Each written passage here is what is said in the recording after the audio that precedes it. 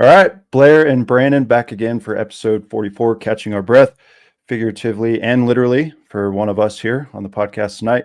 Talking Blair's weekend recap from Black Hills and Gillette Speedway in South Dakota and Wyoming. And as Blair mentioned, Blair gets air tonight, so you definitely want to stay tuned and see what that's about. Here we go.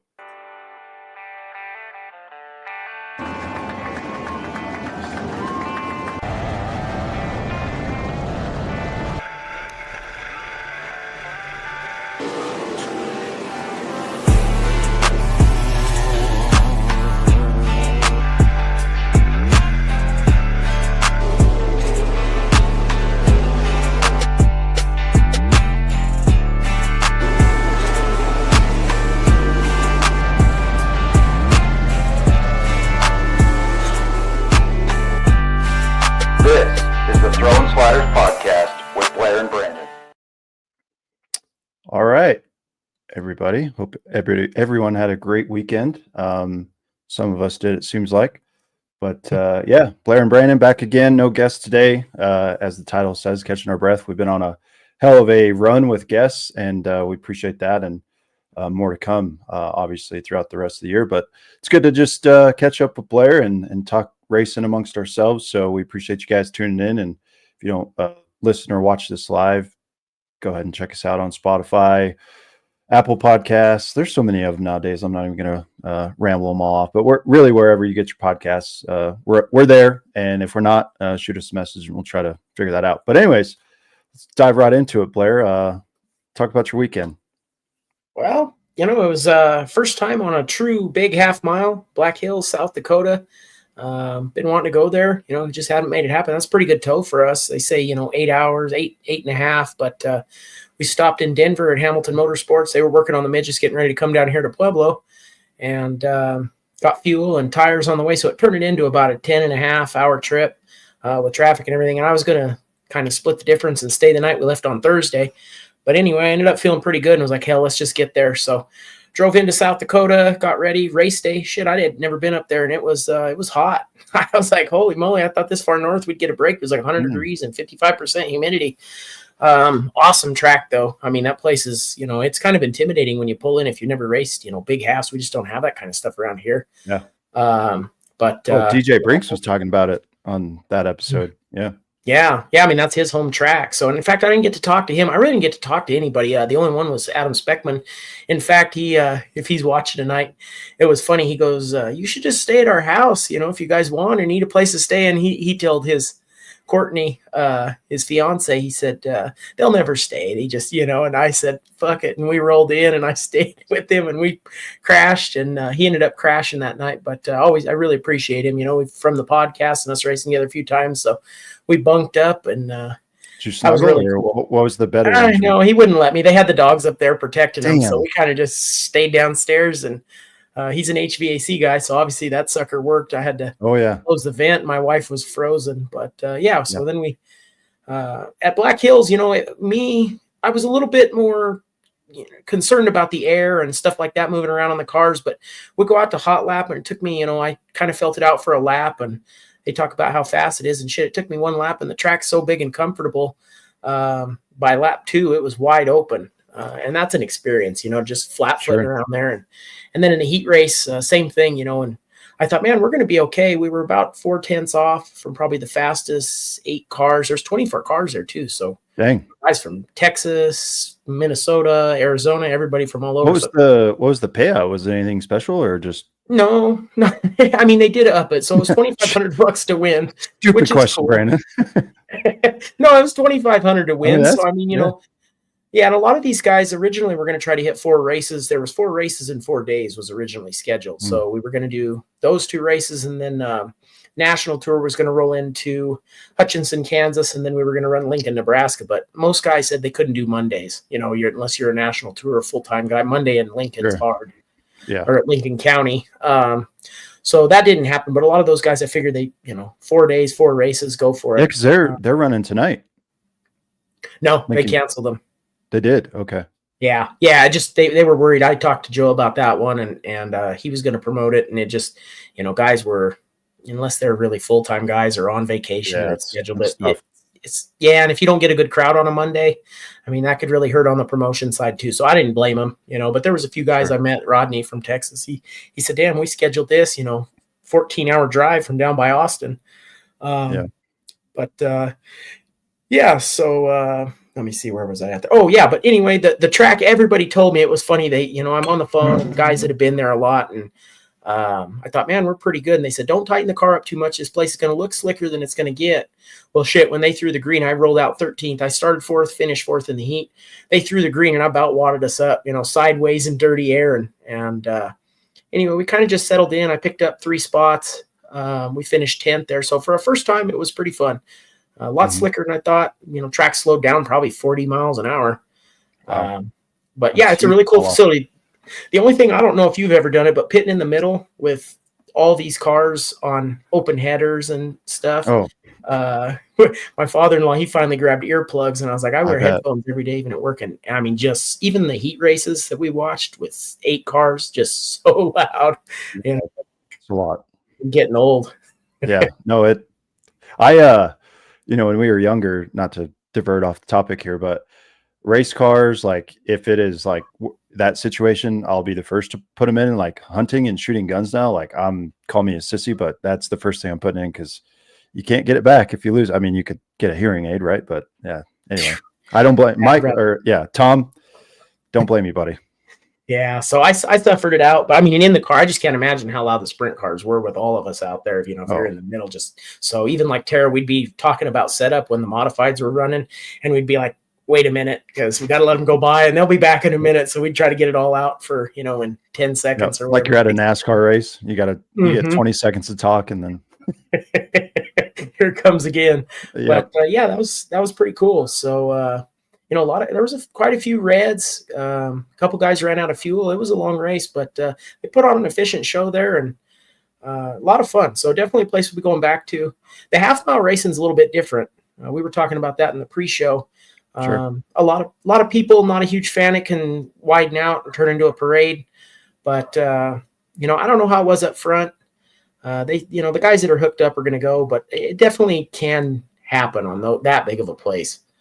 But yeah, and then Gillette, it's funny, nobody even really knew because I hadn't posted anything about it, but first time I'd ever been there too, and started 3rd, finished 3rd in the heat, getting used to the track. It's kind of we'll talk about that a little bit too. No walls really around the corners.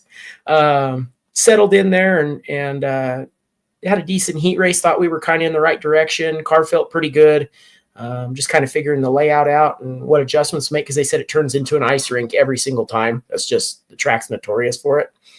And it did, and we were okay when we threw the green. But for those that don't know, with 2 laps to go, because it showed me 8 laps down or something. Yeah, it was. Yeah. I'll talk about that after you're done. Yeah. Well, anyway, I turned in some pretty good laps. We were running 7th, battling with Brian Gossel. Actually, he kept poking his nose in there, and I was just trying to absolutely blast the top in 1 and 2 as far as you could go with no wall. And there was a little strip of rubber, so I was kind of able to get some grip there and running pretty good. And then I crossed over a lap car. And then he was able to drive back underneath because I just threw a bomb in there. I figured out maybe he'll set the pick for Gossel if I can squeeze him. But anyway, we go down in the next corner, and I knew that if you come out of 4 there, you have to have the rear end chase. You can't be driving with the front end pointed at the fence. You want to be chasing the rear end on exit. Otherwise, it gets super tight, and the racetrack runs and flattens out, and you'll just go right in the fence. In fact, Brian Gossel, he hit the wall as soon as they threw the green in the heat race. The car just got that flat slick spot, and he just tore a tire up. But so anyway, I jumped his tire, and there's no backstretch fence, so the car rode a wheelie. And the next thing I know, what's weird about it is it's literally like there's probably 60, 70 yards at a 30% grade. And once the car bounced, it flipped around backwards, and I thought, oh boy, I'm flipping this thing and rolling it down this hill. Well, luckily when it bounced the last time, I kind of looked up at the stadium lights disappearing into the distance, into the abyss. And when it hit, I had the wheels. I kind of cocked the wheel. I looked up and cocked the wheels just to figure how I thought it was going to land, to try to keep it square from them biting and flipping. And I got it stopped down there. So they came and checked it out. And I thought, damn, that hurt. I thought the car's probably jacked up. Well, anyway, they pushed me back up the hill, and we had 2 to go. So I just rolled around in the back and finished. But yeah, so that was a wild one. But Air Blair. Yeah, the shoe line. Yeah. So anyway, I've ended up dead last in that one. I was the only caution, but it's kind of my fault for trying to stay so tight on the lap car. He just kind of tapped the brakes or got in there and just jumped up the racetrack another foot, and left fronts and right rears never been friends. Yep, absolutely. Well, glad you're all right. I was usually Blair or Terrell reach out right when Blair's racing, and I didn't hear from him, and I looked at my race pass on Sunday before I texted Blair, and I saw that, and I was like, oh shit. So I reached out and got the scoop. But yeah, so after we were talking in the pre-show, after further review, a little bit more damage than you suspected. Yeah. Yeah. You know, it was weird because usually when you look at the sprint cars, if they're destroyed, it's because, I mean, there's no wings on them.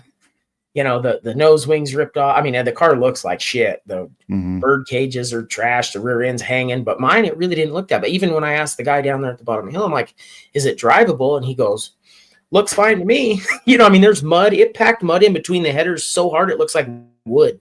I'll have to send you a picture or post a picture. Yeah, it literally looks like driftwood's packed up against, and it's like, you know, as big as my head, and flattened it out and made it rock.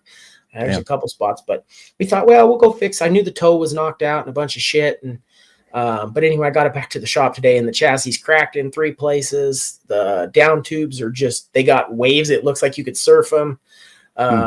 You know, and it bottomed everything out. So I'm sure the torsion bars are trash. I'm gonna have to look at the shocks, but yeah, chassis definitely junk. It caked it in, ripped a motor mount almost out of the tubing.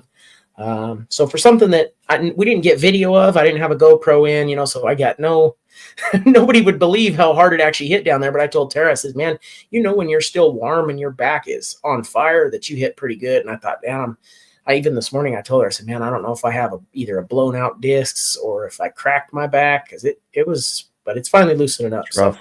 So, yeah. Well, let's say a lot of like a Tyler Courtney, for example, recently, like that's the most injury that you see in a sprint car, right? Is when they bottom out or when they're flipping and they land, you know, like that. Cause there's your spine essentially takes that shock. So it's tough, but I'm glad you're all right. That's scary. Well, and it's crazy because to see it, even watching there's a couple little clips where I take off, it doesn't look like shit, but I wish I could see what happened at the bottom of the hill. Cause to tell you the truth, I don't know how many times it bounced, but I know that last one, you know, was such a steep grade.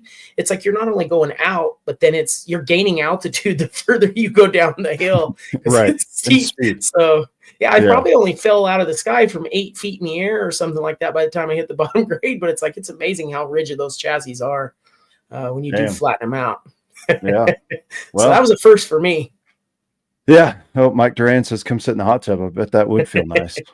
Yeah, I can't do hot tubs, but that's why I even have a hard time putting heat or anything on. I'm just miserable, but that probably would be a good idea. Yeah, no doubt.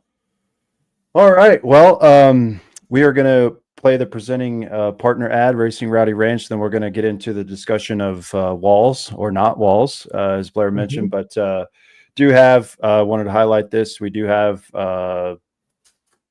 three Throwin Sliders podcast hats. We sold one last week after the show. So we appreciate that.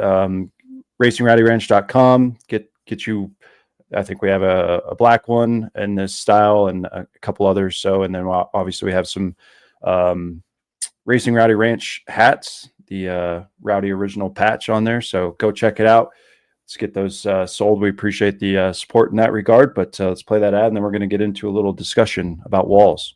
Racing Rowdy Ranch was created with one person, one adjective, and one place in mind: the blue-collar racer and the crew behind the scenes, a word that can describe these racers and crews and how they live. Finally, a place where the straightaways and turns are these racers' pastures and hills, all bordered by concrete walls that could share more than their fair share of memories, even after several coats of paint. We are racing. We live rowdy, and we long to be at the ranch, riding for the brand. An apparel company designed to showcase just that, push the limits every day, and be proud of who we are. Visit RacingRowdyRanch.com now to order yours today. Saddle up, strap in, and live rowdy. Proud presenting partner of Scrubbin' Tires Media and the Throwin Sliders podcast. There you go. And it was actually Bryson Becker who purchased the first Throwin Sliders podcast hat. So shout out to you, Bryson. Appreciate the support. And like I said, once they go, and we'll try to make more, but definitely get them while they're hot. So appreciate that. All right. Blair brought up a good point in the pre-show, so I don't want to steal his thunder, but I think it's a topic worth discussing. So fire away. No, man, I've been talking this whole time. But we were having the discussion, walls or no walls. It's one thing you usually don't see on an asphalt track. I've been to a couple, like Sandia, New Mexico. They had one wall and one open-ended, which I know made it really hard to judge the corner in the dark, asphalt and then black. But we were kind of wondering what people thought, because at most tracks, and like even at Gillette, turn one, I was, for whatever reason, I got hooked up there, and I just she told me after, she's like, was that necessary? Just be literally, it moved it up. The moisture and the rubber that I was able to lay up there, and maybe a couple other guys, it moved it up probably 2 inches from the edge of where the racetrack is before it flattens out. But man, talk about fun blasting in up there and playing a fine line game. But we were kind of wondering what people thought if you do more damage generally with a concrete wall or catch fence there, or if you've got these tracks where it's open-ended and you see some guys flip down and they end up in the trees, especially with midgets, or open wheel cars. Thought. Yeah, I haven't really thought about that. I would say if there is a wall, hopefully there's a catch fence if you guys are in town, but a wall, certainly you're going to at least, like a Gossel did right this weekend, at least cut down a tire, mud cap, whatever, maybe some suspension if you hit it hard enough. But I don't know. I feel like if you don't have a wall, like for instance, in your case, not really in the corner per se, but there is a chance that you could go off in there. I forget who it was at I-76 a couple weeks ago, and just lock up the brakes and you just come to a sliding halt, no harm, no foul. So there is that opportunity. I don't know. I just feel like it's a case by case basis. When you get off the track, like, are you stable or are you going backwards? Or I don't know. I guess because hitting walls do suck. I mean, if you pound a fence, like the concrete, a lot on asphalt, because most asphalt, if you go sliding in there and absolutely rail that thing. Yeah. But like the Cars Tour, we'll touch on that. But yeah, I'd probably say no wall, just because you do have, I don't know the statistics, I suck at math, but you do have a chance, I'll say, to ride it out. Maybe if you're good enough, try to steer the car like you were kind of doing, to make it not flip over if you can. Sometimes it's just unavoidable.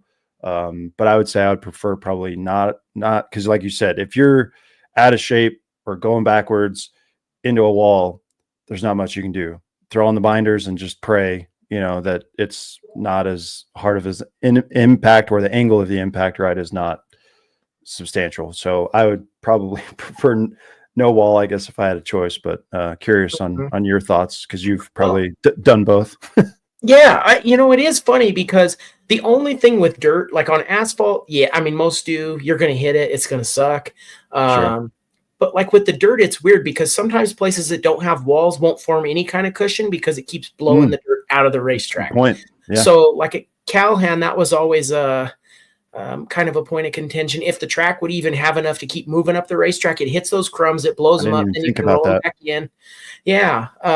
But like this place, and I really actually had fun. There was a lot of people kind of mixed reviews on before we went to Gillette, but I think the only thing there that probably would me say a wall there is because, even like my wife commented, there was guys that drove into the backside of the racetrack. I talked to Rodney from Texas. We got to race together, and he said they made the mistake of driving in the backside of the racetrack and looking up, and they're like, is the racetrack up there? Like there's altitude up there, and everybody was like, holy shit, don't screw it up. That's what everybody told me. They go, one thing about Gillette, don't screw up in 3 and 4 or you're going skiing, basically. So hopefully the track, they will maybe remedy that situation, because it was just pure luck. I didn't fly. Like, I think I had some amount of control in the last couple bounces just because I never quit driving it even backwards. But as far as getting a little lucky too, like that sucks down there. And then you're like, if there's a fire or something too, you're a long way from, and they were extremely quick getting to me, but it still was 30 seconds because they had to drive 4-wheelers down the hill. Yeah, that. It wasn't I think I think I mentioned this on one of the episodes recently, but if you ever get the chance to go to the Talladega Short Track, which is a pretty premier track, mainly for late models, but similar, their turn 1 and 2 is like, I don't know, I'm sure it's on Google. Someone could Google it real quick, but the incline, if you slide off in 1 and 2, like you're going probably, I mean, it's probably, I'm not exaggerating at all. It's probably a 45-degree angle, and you're going probably 2 football fields away, and it goes straight into the parking lot. No wall, no nothing. And the 3 times I've been there, I think maybe one car kind of went over and was able to drive out of it. But if you sail, and it's a small track, like you're not going to get up to 120 mile an hour, but if you go over there and your nose is pointed that way, like the Dukes of Hazzard, and you fly off that thing, like I'm sure there's videos on YouTube of, drivers doing it at that track, but that one comes to mind. Like, yeah, you should probably put something up, because, there's spectators and cars in the parking lot. I mean, if you're going, I don't know what they get up to, 60, 70, maybe. It's a 3 mile, isn't it? No, it's small. It's okay. Shit, I want to say it's quarter. I don't know. Okay. It's not very big. Like they're on the straightaway for 2 seconds, maybe. Okay. And then they're pitching it back sideways. Yeah. But tracks like that, I guess you got to look at it from what's around it as well. Like I feel like I-76, that's kind of a hybrid, right? Like turns 3 and 4, you got that off ramp, we'll call it. Like I witnessed whoever it was sliding towards me and Tom, but you have a little bit of distance to slow yourself. And then there is that concrete wall. So like maybe that's something they could implement, but I feel like your point about the cushion might change my opinion a little bit, because if it's all just going to blow off the track, and certain tracks, 95% of them, you're not going to be able to build a cushion without something backing that dirt, and building that cushion. So interesting topic for sure. But I feel like every driver that's either hit the wall or flown off into one probably has a different perspective, but I just can't imagine a car hitting a concrete barrier or anything would probably feel too great. But flying off the track, as you found out, also does damage to the car just as well. So yeah, well, and there's a video of Brady Bacon a few years ago in a wingless sprint car, and no catch fence, no wall. And I mean, that thing it would have been like better if he would have hit the catch fence, because sometimes that's the only other thing I think about. Like, and I guess it sticks to one half a dozen. This was just kind of an interesting conversation, because I've never been, or on asphalt, I'd never really been anywhere without walls. But like he ended up, if he would have hit the catch fence, it probably would have been better, and he was still okay. But I mean, he flipped 10 times. I mean, it was just nasty wrecking that wingless sprint car, and he had air too. So well, and I feel like the catch fence is usually a must for anything like that can get airborne. But as we saw, like Tyler Courtney or Larson recently, like it has a tendency to catch them, which it's designed to do, and then it just drops them down like a damn wrecking ball on their lid. It's like, oh fuck, So I don't know. It's needless to say, the morale of the story is don't crash into the wall or off the track. But it's interesting. And I will say my closing thought here. Yeah, I was reading that, ahead, Jason. I was just going to say my closing thought here before we get to that comment is I wonder, these tracks like Jason has mentioned there, and I-76, or these local tracks that we go to, what goes into the thought process of putting a wall or not putting a wall? Is it money? Is it, engineers that said, oh, you don't need one, or is it just preference or whatever? So it's a interesting topic in and of itself, but go ahead with Jason's comment. Yeah, he just said Marshalltown Speedway in Iowa didn't have a wall in 1 and 2, and there was a night an Audi got hit by a car, and it was on flow. It's just like, geez, so it like went onto a road or a parking lot, maybe. Wow. I hope there wasn't a public road that close to. Well, have you seen that video of, I think it's Knoxville, where the guy, I mean, and they've got really high billboards and wall, and the guy flipped out into the street, into traffic, and they had to have the fire department, everybody come out there, and it's like, geez. Yeah. So, I mean, I guess there's always a chance. Yeah. Like I said, the Talladega Short Track, I'm sure there's been instances of, because like you walk into that place, parking lot, the ticket booth's right there, and then you walk up that same hill to get into the track. And like I said, thank God it ain't a bigger track, because if you guys were there getting up to 100, 120 and you guys zinged off, you'd be in the parking lot, and it would be bad. So good. Oh, parking lot. There you go. Thanks, Jason. Oh, wow. Yeah. Yeah. I could see it happening. But interesting topic for sure. But I would like maybe next time we have a track promoter or somebody on that we ask them like, hey, what goes into, like, if you whatever the word is, obtain a track that was previously there, you could still make the discretion to put a wall or knock a wall down or whatever. But like, if you're building, if I gave you, Blair, $10 million to go build a track, would you build a wall all the way around, or would you not? Like, it's just interesting. Well, I would, because I'd put advertising on it, but Well, I mean, either way, whatever the drivers do, don't hit it, then quit hitting my wall. Right. But you could billboard it up, and it looks pretty cool when they're done up like that too. But sure. yeah, I don't know. I mean, like, if it is flat like that, it's kind of cool. But there's always, like, obviously, if I was building a track, you'd have some banking. So yeah. if you that, for me, it's like, put something up there that we can back up to or whatever. And because to me, going off is, that's when you got no control and you're in the air. That's worse than at least having. But yeah, if somebody turns you or something, you're screwed either way. Yeah. But have you ever seen I was going to ask you, have you ever seen a safer barrier on a dirt track? Is that a thing anywhere in the world? I don't think so. I have never seen one. No, that's another good point. Why wouldn't they? I mean, yeah. I mean, cost, that's probably the number one reason. Those things cost millions of dollars, but that's a good point. I mean, why wouldn't you? Maybe like a high limit, if they start to, like Eldora took out however many cars and drivers, like, and not to say that would have helped, but it might be like some of the big tracks, like in Eldora, Knoxville, you name it, like they have the money to do it. Why not? Yeah. So yeah, I bet I've never seen one. Point. Yeah. It's all concrete. Yeah. I got to tell you this, and I forgot to mention it. If for anybody that's never been, this is what we were doing. It was a funny weekend, and I'm not shitting on the track because I thought it was awesome. Even their track prep and everything, and sure, it gets slick, but man, I was having fun. Like, running 7th, you're not setting the world on fire, but I was like, every time we're like that, like 10th at Black Hills, I'm like, okay, we just got to learn something. It's the first time here. Don't let your ego get away from you. Try to do something stupid. We're going to take notes, make changes. Next time we come, we'll be better.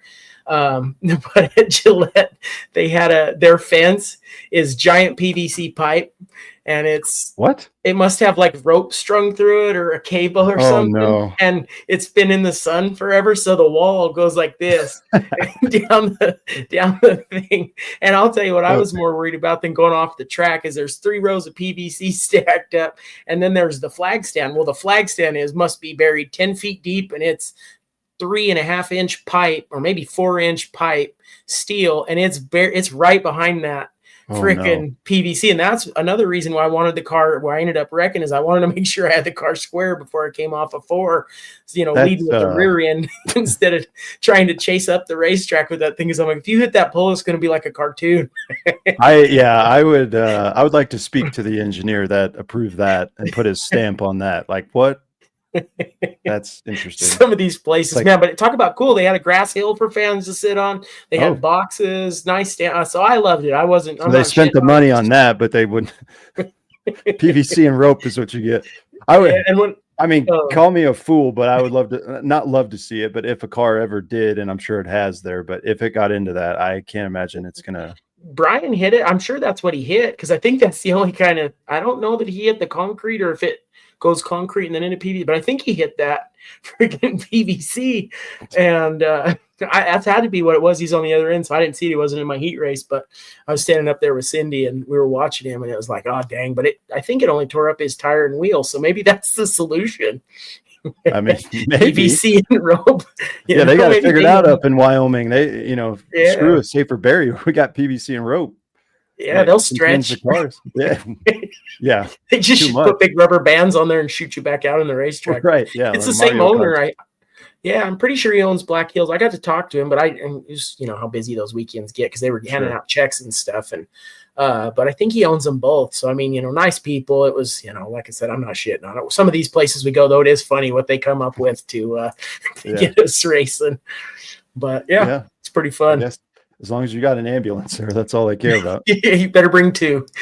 Yeah, good stuff. All right. Well, we were going to touch on the ASCS kind of upcoming schedule and touch on high limit. And then we're actually going to talk about Blair and I's perspective of the Cars Tour that ran at CNS. I know we're not an asphalt podcast, but did want to touch on that. But before we do, as Blair's wearing the hat, they want to touch on Mountain Ops. So I can attest our code is working again. So apologies if you tried in, I guess, the last 2 weeks ahead of the code being fixed. It is working. I can confirm that. So yeah, check them out. Mountainops.com. As Blair is wearing there, they got hats. The wife loves the workout gear. Obviously the supplements, we hammer on that all the time, and stuff does work. Even if you're hungover, and the hydration stuff, not that they advertise for that, but I can attest to that as well. Definitely helps you the next day. But obviously, depending on where you're at in the US, it's only going to get hotter in the next couple of months. So definitely want to keep that in mind, and not just checking out hydration. They got probably 100 different products, all pertaining to different things. So go check them out. It means a lot to us if you use that code. Helps them see that, hey, we're help driving this home, and they support us to make this thing go around. So play the ad, and then we'll get right into the ASCS schedule, the upcoming schedule this week, and talk about High Limit and the Cars Tour. So here we go.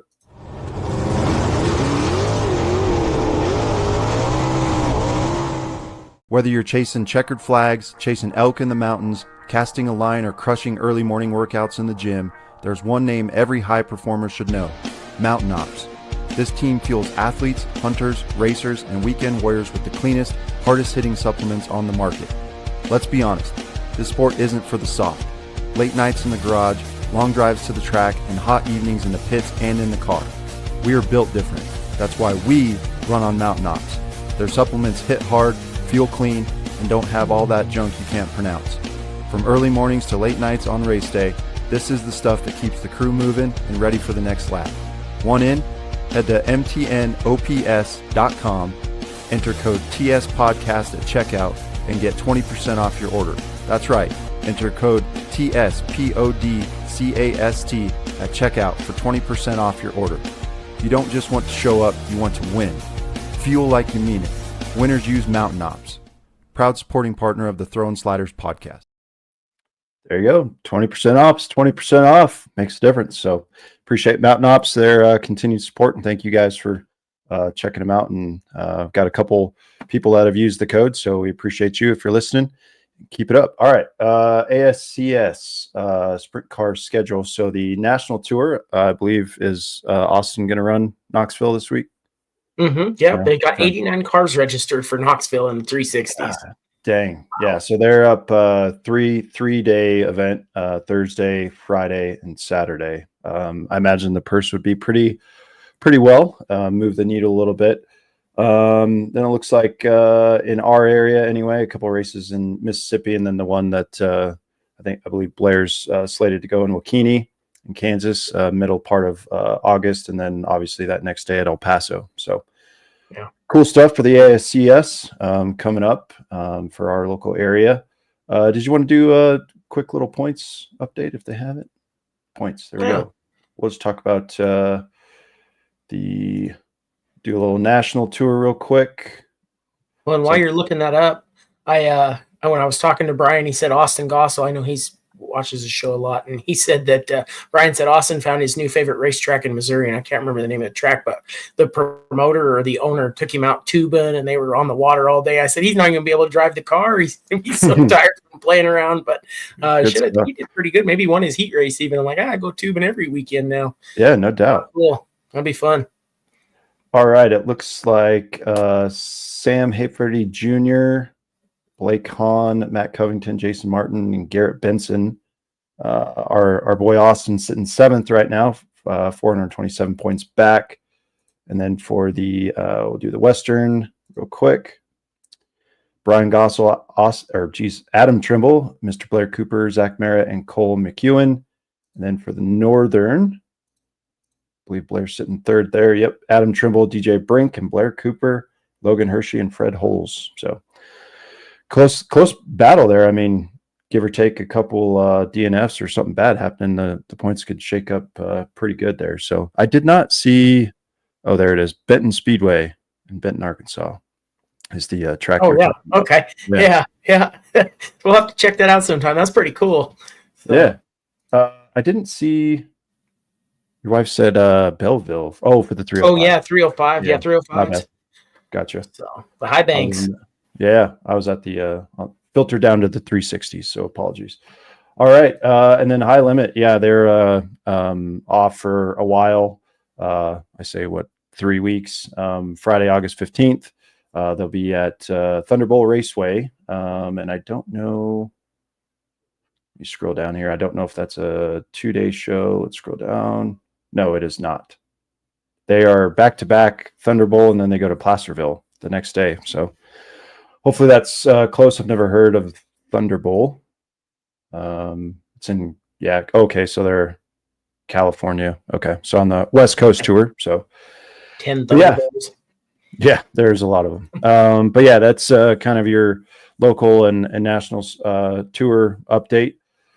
All right, so let's get into, in the closing couple minutes, let's get into the cars tour race. I'll start. Blair and I's kind of off the wall comments. Thought it was amazing from what we saw on was it Flow? Yeah, I believe it was Flow. Mm-hmm. Flow covers that. And I didn't watch the entirety of it, but I thought that, number one, the car count was high. I think that's a lot of different reasons. A national tour coming into town. You have the likes of a Kevin Harvick coming to town. That definitely bodes well. I think the attendance was like 11, 12,000, something like that. So that's really cool to see for a local short track. But yeah, I think going back to Kevin Harvick, from all the interviews and photos that I saw from all the different racers and people that we're all friends with, it looked like Kevin Harvick was just another guy in the crowd that night and didn't, have an ego and no, I'm too good for you guys. I'm not taking pictures. I'm not coming out of my trailer. Seemed like everybody that wanted an autograph or a picture or anything like that could certainly do so. So hats off to Kevin Harvick. Gave a couple interviews as well for, the CNS crew. So thought that was cool. The highlights that I did see of the race, Blair and I were kind of talking about, we don't know now we do because we Googled them in the pre-show, but the different rules for the motor packages and stuff. We were just trying to understand how the Jace Hansons and Michael Scotts and, everybody really that Cassidy Hines, another one that comes to mind, that were able to race with them. Did they have to swap out a motor? Did they have to change something? We later found that out, that if you don't have this type of motor, then you have to add a weight penalty. So that was kind of cool to understand, and that tour allowing local people to do that and not have to just completely swap out their car. But anyway, I think the big picture is early on in the race with Jace Hansen leading and Michael Scott in tow. Going into 3 there, and then the chaos that ensued. Obviously, the car, Michael Scott's 82 machine, got up on the side and ended up on its roof. Looked pretty much totaled, if I had to guess, especially the left side of that thing, but and the right side, I guess, from where he hit. But yeah, I know there's a lot of, I guess Blair has heard some things, seen some things on what, I guess, whose fault it was. It's just interesting that obviously there's 2 sides to every story, and I'm not going to get too far in depth, but just unfortunate, right? Jace is leading the race, coming off a big win, and I think it was Evergreen Speedway. Yeah. So had a lot of momentum, and then just to go to his home track where he's ran thousands of laps and leading, that big of a show, and then just kind of for that to happen. So again, wasn't there. I don't know. Haven't talked to anybody other than Blair about it, so not going to speculate, but from the naked eye and watching on Flow, it looks like just a bad judgment call, and unfortunately ended 2 of the fastest cars at the time's night. And then forget the gentleman's name that won, but yeah, Kevin Harvick finished second. I know that. I believe it was an out of towner that ended up winning it. But yeah, I'll shut up and get Blair's take on it. But no, I really don't have much. I mean, it's so hard on watching a replay and not being there, but it looked to me like Hansen, like Michael Scott got into the back of him. I saw 100 different comments both directions, so unless but that, to me, that's what it looked like. I don't have a dog in the fight. I mean, I know Jace personally. We've raced together a lot, but I mean, when he was leading, but other than that, I can't really, I couldn't definitively say or wouldn't fight about it. For one, I don't care. I mean, I don't want to see anybody get hurt or cars torn up, but I don't want to start any shit. I don't, but to me, that's what it looked like. But, in some good news, I saw that I believe Holly Clark, Colorado kid, she was 4th, I think. So, wow. Yeah. Another one that was in there. Yeah. Yeah, you hate to see cars tore up, bottom line. It's cool that the cars tour came here. I saw the overhead photo.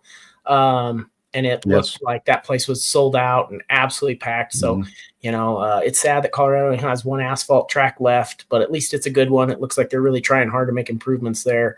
And hopefully that continues. And if not, tear the shit up, make it dirt, and we'll fill it up. So I've been voting for that for years now. So once I switched over, I'm like, but no, it is cool to have a nice asphalt track there too. It's just an excellent venue, and I would love to race there again. So it's one of my favorite places. Just wish they tore the asphalt up, or I could afford an asphalt car too. I'd race that. I love the asphalt too. So there you go. Yeah, I think continuing on with your props, if you will, to the CNS new owners and Jim and whoever is doing that, the drone photos, keep that up. That's awesome to see. And in my personal opinion, having the likes of a Cars Tour, whether it's late model stock, which I prefer over the pros, but neither here nor there.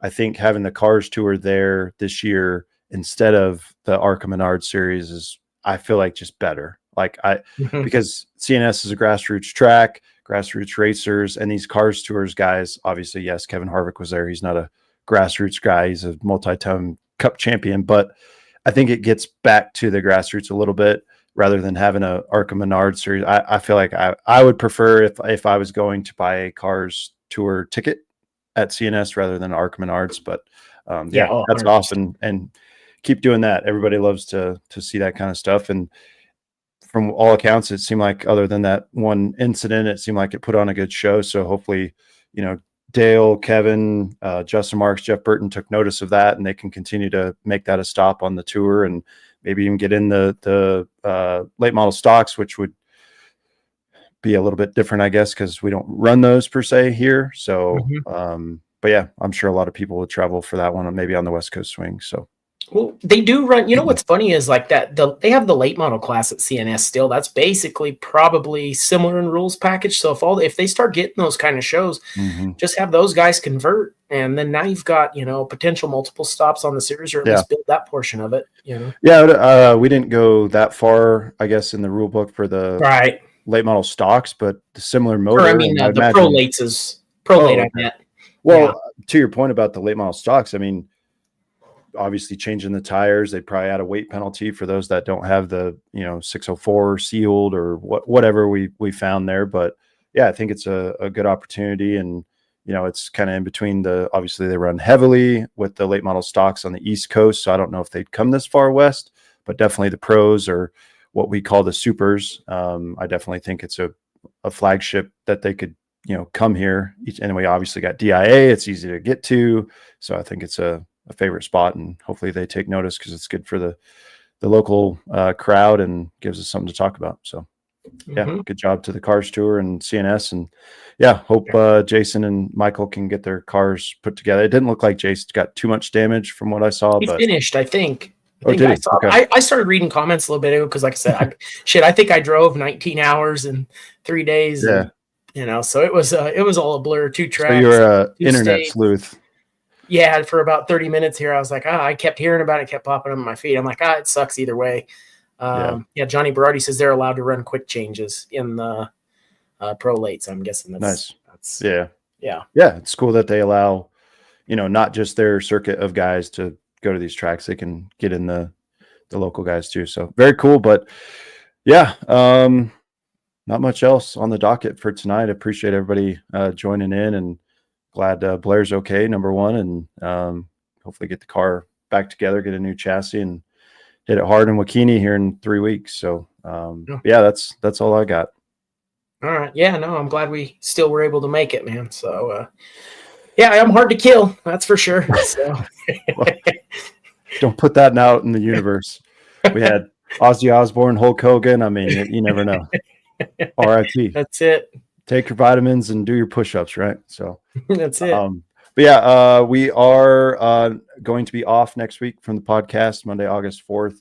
Just have some things going on. Obviously, Blair's got a lot going on with the car, and I just have some personal stuff going on. So we will be off for a week and literally catch our breath. But we'll be back again on whatever that next Monday is, the 11th. So mark your calendars. We'll try to get a guest on. Got some time to fill that void and get somebody on. So no podcast. Anyone out there want to be a chassis sponsor? Hit up Tara Cooper. Yeah. Yes, that'd be much appreciated. We'll see if Mountain Ops makes chassis. Be good. I know Racing Rally Ranch sure as hell don't, but maybe Mountain Ops help out there. But anyways, all good fun. Thank you guys for the continued support and everything you guys do for us, all the interaction every week. I know we beat a dead horse, but we do see you. We do appreciate you and keep it up. So with that, we'll see you back on the 11th. We'll try to post some content in between now and then, some reels and stuff like that from past episodes. So be on the lookout for that. But until next time, for Blair and Brandon, keep throwing those sliders. See you next time. Peace. This was another production of Scrubbin' Tires Media. The Throwin' Sliders podcast is hosted by Blair Cooper and Brandon Hall. Video and audio was created by Bryce Holcomb. Please like, share, and leave a 5-star review. And as always, keep throwing those sliders.